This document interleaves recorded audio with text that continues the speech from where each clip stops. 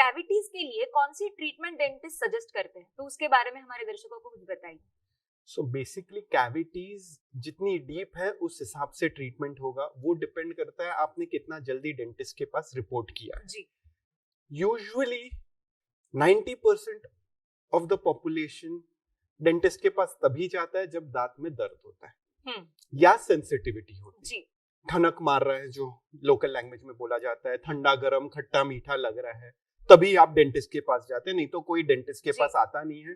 Dentist के पास आना शायद मैक्सिमम लोगों को पसंद भी नहीं है, डरते भी हैं लोग डेंटिस्ट से, that is a fact. But बात ये है, आप जितना जल्दी रिपोर्ट करोगे, आप जितना जल्दी चेकअप कराओगे, बिकॉज जो इनिशियल स्टेज होती है कैविटी की वो पेनलेस होती है। जो इनामल की लेयर होती है दांतों की, उसमें जो कैविटी लगती है तब अपने को बिल्कुल मालूम नहीं पड़ने वाली, बिकॉज इनामल में कोई नर्व सप्लाई नहीं होता है। तो अगर आपको पेन नहीं होगा तो शायद आपको समझेगा नहीं, अनलेस आप मिरर में उसे चेक करके देख सके। मिरर में भी आपको सिर्फ नीचे के दांत दिखेंगे, ऊपर के दांत इतने दिखेंगे भी नहीं, फॉर एग्जाम्पल। सो इम्पोर्टेंट है कि हर 6 महीने में आपको अपना चेकअप करवाते रहना है, ताकि ये कैविटीज इनिशियल स्टेज में पकड़ी जाए। इनिशियल स्टेज में मिल जाती है तो एकदम इनिशियल स्टेज में मिले तो हम उसको रिवर्स करने की भी कोशिश कर सकते हैं। आज ऐसे कुछ प्रोडक्ट्स अवेलेबल है जो इनामल को वापस रीग्रो कर सकते हैं, पेस्ट फॉर्म में अवेलेबल है। लिमिटेड प्रोडक्ट्स है बट है अवेलेबल। तो अगर आप जल्दी रिपोर्ट करें तो पॉसिबल है कि शायद उसको हम उस स्टेज पे रोक दे या वापस नॉर्मल पे ले जाए। दैट इज अ पॉसिबिलिटी अगर आपने एकदम इनिशियल स्टेज पे रिपोर्ट किया। अगर कैविटी थोड़ी डीप हो गई है और वो डेंटिन के लेयर तक पहुंच गई है, जब कई पेशेंट्स को सेंसिटिविटी की कंप्लेन होने लगती है, तो उसमें फिलिंग्स की जाती है। फिलिंग्स करने से दांत की कैविटी उधर ही स्टॉप हो जाएगी एंड वो आगे प्रोग्रेस नहीं करेगी। अगर समझो आप तब तक भी नहीं आए और दांत में बहुत बड़ा खड्डा हो गया, दांत में सूजन आ गई, दर्द हो रहा है, रात को दर्द कर रहा है, मतलब ये दांत में अब रूट कैनाल की जरूरत है। तो root canal is the last step to save the tooth. अगर आप दांत बचाना चाहते हैं तो root canal is the last step to save it, नहीं तो दांत निकालने पे जाएगा। तो आप रूट कैनाल करवा सकते हैं, which is a totally painless and a very comfortable procedure. उसमें कोई दर्द नहीं होता, कुछ नहीं होता है, प्रॉपर एनेस्थीसिया यूज किया जाता है, एकदम प्यार से हो जाता है। कोई पहले रूट कैनाल बहुत एक फियर्ड ट्रीटमेंट था। इनफैक्ट रिसर्च बोलती है कि लोगों को रूट कैनाल ट्रीटमेंट से इतना डर लगता है कि मतलब लोग बोलते हैं मैं प्लेन जिसमें स्टोम आ रहा होगा मैं उसमें तक ट्रैवल करने को तैयार हूं, बट मेरे को रूट कैनाल नहीं करवाना है। लोग इतना डरते थे रूट कैनाल से, बट अब इतनी दवाइयां, इतने एनेस्थेटिक्स इतने स्ट्रॉन्ग और इतने कंफर्टेबल आ गए, इतने सेफ आ गए हैं कि root canal treatments are as good as painless, so that can be taken. और अगर आपने कुछ किया ही नहीं है तो शायद दांत पूरी तरह से कीड़ लग लग के, कैविटी लग लग के टूट गया हो, तो वो निकालना पड़ेगा। अब प्रॉब्लम यहाँ आती है कि 70% ऑफ पेशेंट्स में पेन होता ही नहीं है। तो अगर आप पेन के लिए या सेंसिटिविटी के लिए रुके हैं डेंटिस्ट के पास जाने के लिए, तो शायद आपको कभी मालूम नहीं पड़े। और कई बार लोग आते हैं, इतनी बड़ी कैविटी होती है, वो बोलते हैं लेकिन सर मेरे को तो कभी दर्द ही नहीं किया इसने, तो मेरे को क्यों रूट कैनाल की जरूरत है। प्रॉब्लम ये है कि कई बार बॉडी अपने आप को उसके साथ एडजस्ट करती रहती है, उसके साथ जीती रहती है एंड अपनी इम्यूनिटी उसको कंट्रोल करके रखती है, तो आपको कभी पेन नहीं होता है, या दांत पूरी तरह डेड हो जाता है और उस वजह से आपको बिल्कुल पेन नहीं होता है। सो ये भी पॉसिबल है। सो इम्पोर्टेंट चीज ये है कि आप हर 6 महीने में चेकअप करवाते रहिए डेंटिस्ट के पास, ताकि आप इनिशियल स्टेज में ही उसको ट्रीट कर ले। हम डेंटिस्ट बदनाम है कि हम बहुत महंगे होते हैं, ये बहुत कॉमन है कि अरे यार वो तो लूट लेगा, इतना पैसा ले लेगा, जो भी। फैक्ट ये है कि डेंटिस्ट महंगे नहीं होते। आप हर 6 महीने में चेक करवाइए, इनिशियल स्टेज में फिलिंग करवा लीजिए, नहीं तो आपको रूट कैनाल, इम्प्लांट, ब्रिज, वो सब महंगा होता है जी। आपने अगर पहले करवा लिया होता तो सस्ते में हो जाता जी। Neglect is expensive, dentistry is not. Important वो है कि आपको क्लिनिक में आना पड़ेगा जी। That's important. डॉक्टर, अभी आपने रूट कैनाल के बारे में कहा, तो जब रूट कैनाल हो रहा होता है या फिर करना जरूरी होता है, तब जो मरीज होता है, जो पेशेंट होता है, उसको किस तरह की सावधानियां बरतना जरूरी होता है? सो जैसे अगर आपका रूट कैनाल ट्रीटमेंट चल रहा है तो ट्रीटमेंट से पहले, एटलीस्ट अपॉइंटमेंट के पहले, आपको डिसेंटली अच्छा खाना खा के जाना है। बहुत ज्यादा पेट भर के नहीं खाना है। आपका अगर सुबह 10 बजे का अपॉइंटमेंट है तो 9 बजे तक मैं हमेशा पेशेंट को बोलता हूँ नॉर्मल से थोड़ा ज्यादा ब्रेकफास्ट कर लीजिएगा, बट बहुत ज्यादा मत कीजिएगा। और 1 घंटे कुछ मत खाइएगा, मतलब अगर 10 बजे है तो 9 बजे तक जो खाना है खा लीजिए, 9 से 10 कुछ मत खाइए।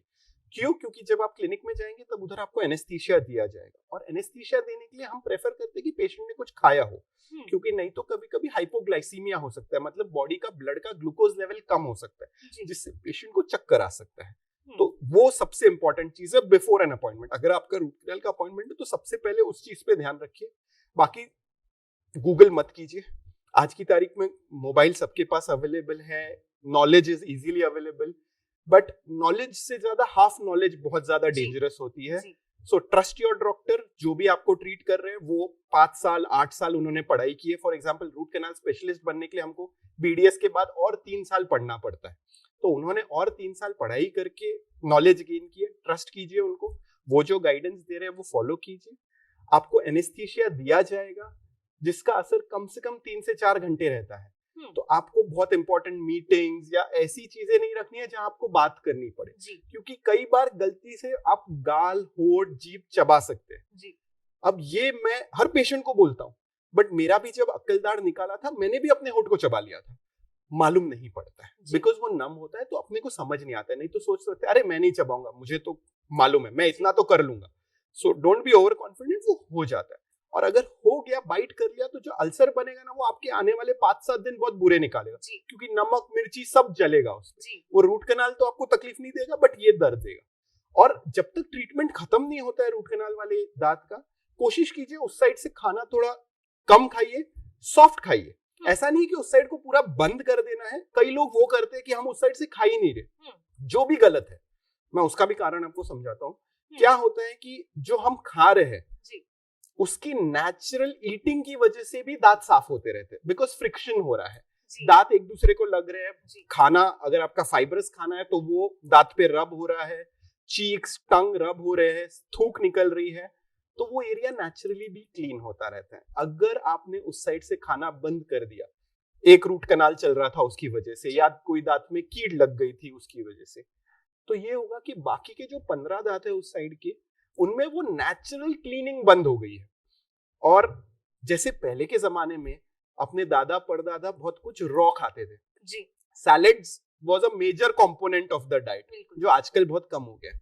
हम लोगों को सॉफ्ट खाना पसंद है, हमको नूडल्स पसंद है, पास्ता पसंद है, राइस पसंद है, जो भी हम सॉफ्ट खाते हैं, बॉइल्ड खाते हैं, सब कुछ। तो वो फ्रिक्शन ऑलरेडी कम है, और वो भी अगर आप अपनी बॉडी को फ्रिक्शन नहीं दे रहे तो वो नेचुरल क्लीनिंग भी कम हो रही, तो बाकी के दांत भी अफेक्ट हो रहे हैं। So please don't stop eating totally from that side. Soft खाइए बट खाइए, एंड जब तक ट्रीटमेंट कंप्लीट नहीं होता है उधर से पूरा कड़क मत खाइए। जब आपका रूट कैनाल हो गया, फिलिंग हो गई, उस पे कैप लग गई या फाइनल फिलिंग हो गई, उसके बाद में नेचुरल खाना खाइए, नथिंग अननेचुरली हार्ड।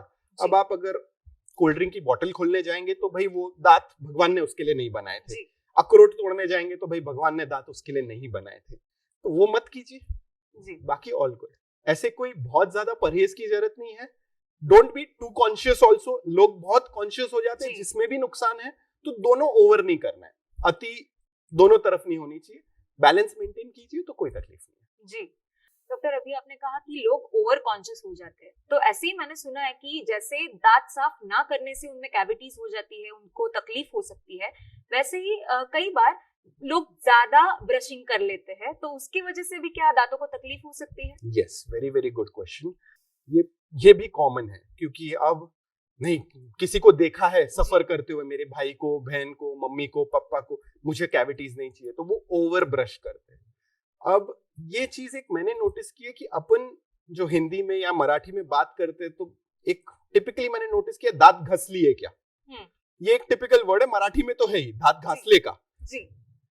घसना जब आता है ना तो एक टेंडेंसी होती है जोर से करना। कोई भी चीज को घसना मतलब अपन जोर से ही समझते हैं, और अपन जोर से ब्रश करते हैं। अपन किसी और का गुस्सा अपने दांतों पे निकालते हैं, जो नहीं होना चाहिए, बिकॉज जोर से करने में दांत कोई ज्यादा साफ नहीं होने वाले। जो गंदगी आपको निकालनी है, जो साफ करनी है, वो सॉफ्ट ब्रिसल के ब्रश से, हल्के हाथ के प्रेशर से भी निकल जाएगी। आप जब जोर से ब्रश करते हैं तो उससे धीरे धीरे over a period of time, सालों लगते उस बात को, दांत घस जाते हैं, जिसको हम अब्रेजन, अट्रेजन, इरोजन, इन 3 मेजर टर्म्स में देखते हैं abrasion is what happens here, और उसकी वजह से आपके सारे दांत घस जाते हैं, सेंसिटिव होने लगते हैं, और करीबन 10, 15, 20 साल बाद आपको मोस्टली सारे दांतों के रूट कनाल्स या सारे दांतों की कैप्स की जरूरत पड़ जाए। तो मैं वही पेशेंट्स को बोलता हूँ, भाई आप तो अच्छा काम कर रहे थे बट उसमें भी आपका नुकसान हो गया, ज्यादा कर लिया। सो ज्यादा कर लिया। तो वो गुस्सा मत निकालिए, सबसे इंपॉर्टेंट चीज। हैबिट होती है कई लोगों की मीडियम या हार्ड ब्रिसल ब्रश यूज करते हैं, जो बहुत गलत है। हमको जरूरत है सॉफ्ट या अल्ट्रा सॉफ्ट ब्रश की, उससे ज्यादा हार्ड ब्रश अपने कोई जरूरत ही नहीं है। अगर आपके घर पे मीडियम या हार्ड ब्रिसल का ब्रश है तो प्लीज उसको हटा दीजिए, वो टाइल साफ करने के लिए ठीक है, दांत साफ करने के काम कर जी। सॉफ्ट ब्रश यूज कीजिए, हल्के हाथ से ब्रश कीजिए, तो वो जो ओवर डूइंग का प्रॉब्लम है वो नहीं होगा।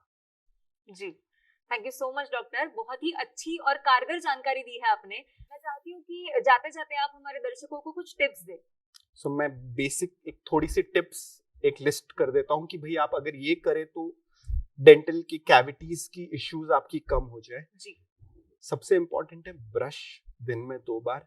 एक चीज जो अपने डिस्कशन में पहले नहीं आई वो है कि फ्लोराइड कंटेनिंग पेस्ट यूज करना है। फ्लोराइड दुनिया भर में प्रूवन है पिछले 100 सालों से कि वो सबसे इंपॉर्टेंट चीज है कैविटीज प्रिवेंट करने में, क्योंकि फ्लोराइड इज लाइक अ बैंडेड, आपके दांतों को वो थोड़ा हार्ड बनाएगा। नहीं तो एनामल जो बन गया उसको बॉडी चेंज नहीं कर सकता, वो एक बार बन गया खत्म हो गया, बॉडी उसको रिपेयर नहीं कर सकता, कुछ नहीं कर सकता। हम एक्सटर्नली रिपेयर करने की कोशिश कर सकते हैं जी। तो फ्लोराइड कंटेनिंग पेस्ट यूज कीजिए, फ्लॉस कीजिए दिन में 1 बार एटलीस्ट, टंग क्लीन करनी है, एंड आपकी डाइट बहुत इंपॉर्टेंट है। फ्रीक्वेंटली खाना मत खाइए, ज्यादा मीठा मत खाइए। आपको मीठा खाना है, एक बार में जितना खाना है खा लीजिए, फिर ब्रश कर लीजिए। इंपॉर्टेंट ये है कि भाई अगर आपको स्वीट टूथ है, जैसे हम बोलते हैं कि I have a sweet tooth, तो भाई आप जितना लेना है ले लीजिए, खा लीजिए, उसके बाद में ब्रश कर लीजिए। सो आपकी टंग भी सेटिस्फाई हो गई, आपका मन भी सेटिस्फाई हो गया, और आपका ओरल हाइजीन भी मेंटेन हो गया। इंपॉर्टेंट ये है कि वो मीठा मुंह में रहना नहीं चाहिए। ये बेसिक चीजें की, और एक सबसे इंपॉर्टेंट, जैसे मैंने कहा कि इनिशियल स्टेजेस में डीके को, कैविटी को कैच करना इंपॉर्टेंट है, जिसके लिए आपको डेंटिस्ट के पास जाना पड़ेगा एवरी 6 मंथ्स। अगर उतना नहीं होता है तो एटलीस्ट एवरी ईयर कोशिश कीजिए, अपने नियर बाय डेंटिस्ट को दिखाइए। अगर वो कुछ कैविटीज में फिलिंग सजेस्ट करते हैं, अगर आपको पेन नहीं है तो भी करवा लीजिए। पेन के लिए अगर आप रुक रहे हैं, मतलब वो डीप हो गया और फिर वो रूट कैनाल पे जाएगा, तो वो काम बढ़ता जाएगा, तकलीफ बढ़ती जाएंगी, खर्चे बढ़ते जाएंगे, which doesn't make sense. जी, thank you so much doctor, आपने बहुत ही अच्छी जानकारी दी। आप यहाँ पर आए, आपने अपना कीमती समय निकाला, इसके लिए आपका बहुत बहुत शुक्रिया। Thank you. दोस्तों, आई एम श्योर आज के एपिसोड में आपको जो जानकारी मिली है उसका लाभ आप जरूर उठाएंगे। ऐसे कई विषयों पर जानकारी लेने के लिए हम मिलेंगे संजीवनी के अगले एपिसोड में। तब तक अपना ख्याल रखिए।